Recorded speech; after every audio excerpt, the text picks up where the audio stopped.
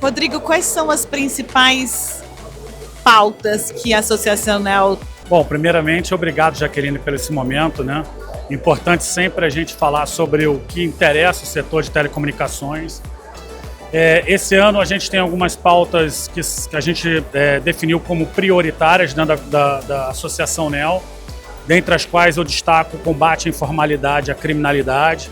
A gente vem trabalhando, a gente fez recentemente uma publicação de um trabalho onde a gente aponta que existem no Brasil cerca de 13 milhões de acessos informais. E aí isso conecta com a conexão desleal, né, a concorrência desleal e o próprio combate à criminalidade, que a gente está vendo aí os sequestros de redes, a gente está vendo toda essa parte do cangaço digital, os novos cangaceiros, né, que o pessoal chama de cangaço digital, né, que estão sequestrando redes, tirando do cliente a possibilidade de ter um serviço melhor, né, e ficando refém aí dessas facções criminosas. Então essa é uma prioridade nossa.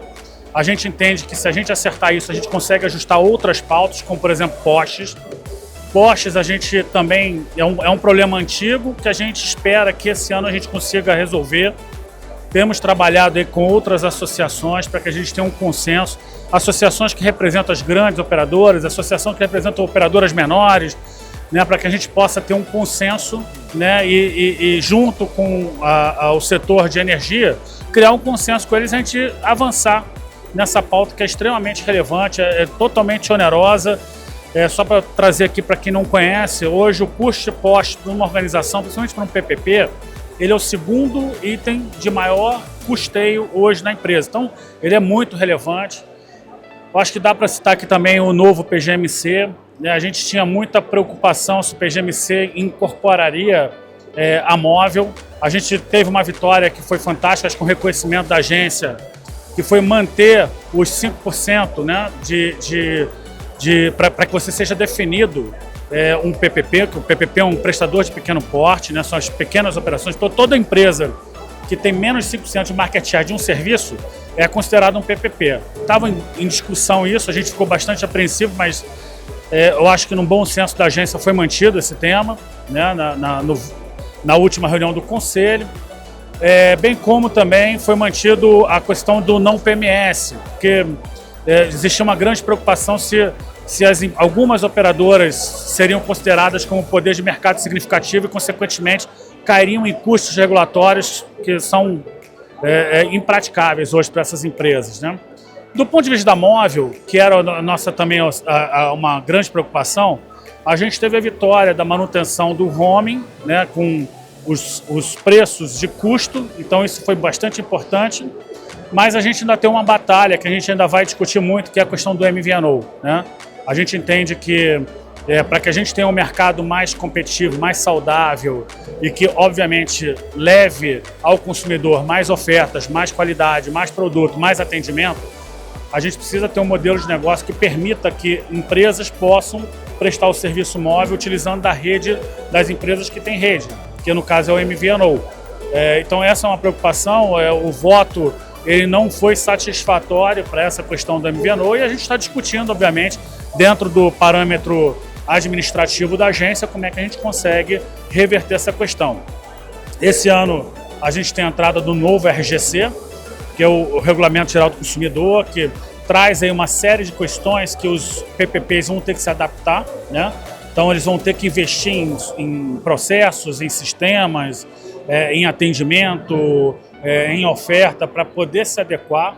Mas a gente entende super necessário, né? A gente acha que isso, no final do dia, quem ganha é o consumidor, então acho que é relevante, né? A gente está nessa pauta. A gente tem a questão do RUI, que é o regulamento do uso de espectro também, que estaria dando a oportunidade para aquelas áreas onde as grandes operadoras ou quem detém o espectro não utiliza daquele espectro, que empresas possam utilizar então do espectro e prestar o serviço à comunidade. Então esse é mais um tema relevante e, por fim, não menos importante, não da esfera regulatória, mas da esfera do governo federal, a reforma tributária, né, que começa em 2026. A gente está se preparando ao longo desse tempo, fizemos inúmeras discussões recentes sobre isso. A gente teve treinamentos para os nossos associados, né? Até porque essa mudança aí ela vai ficar em paralelo com o modelo antigo. Então todo mundo vai ter que se adaptar a trabalhar com 2 modelos, né? Então, assim, a reforma tributária também traz umas características importantes. A gente conseguiu incluir no texto final o setor de telecomunicações no cashback e, consequentemente, eles estando inclusos no cashback, a gente elege cerca de 95 milhões de brasileiros que hoje pertencem ao CAD único que poderão, né, ao final do exercício, ao final de uma conta, exigir, né, pedir, solicitar o valor do imposto de volta, né, e com isso ele vai pagar uma internet mais barata. E por que eu falei que esse negócio todo se conecta? Porque nós teremos agora 95 milhões de fiscais, né? Que são esses brasileiros que vão exigir nota fiscal para que você possa ter o cashback. Então as empresas que não trabalham na formalidade, as empresas que não têm um parâmetro tributário regular, ela não vai conseguir ceder o benefício do cashback aos seus clientes. Então isso ajuda, inclusive, na formalização do setor. Eu diria que do ponto de vista mais amplo é isso.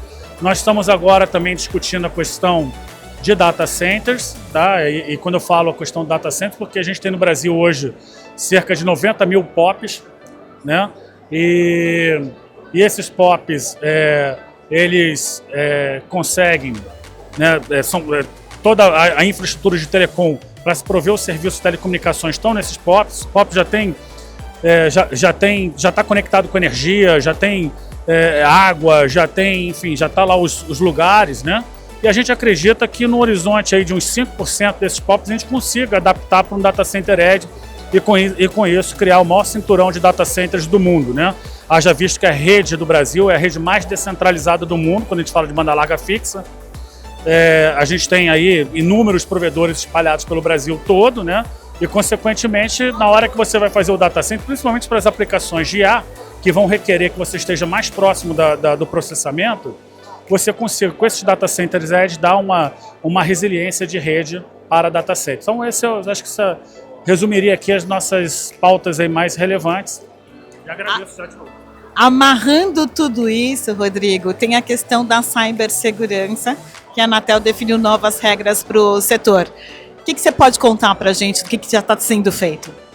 A gente tem, não só eu falei do data center também tem aí uma resolução da Anatel com algumas regras, né, principalmente da parte de certificação.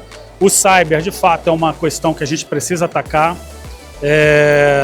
Eu não sei o quanto que todo mundo tem noção, mas a gente tem vários ataques diários, de vários países, de dentro do país, né? Isso gera problemas de confiabilidade no serviço, isso gera problemas, por exemplo, de um sequestro de informações, né? E certamente hoje está aí nas nossas maiores preocupações, né? A gente poder atuar, e a gente obviamente vai apoiar, né, essa resolução da Anatel, né? Trabalhar em conjunto, porque às vezes um regulador ele tem uma visão mais técnica e mais de governo. E a gente precisa trazer sempre qual é a visão das empresas, né?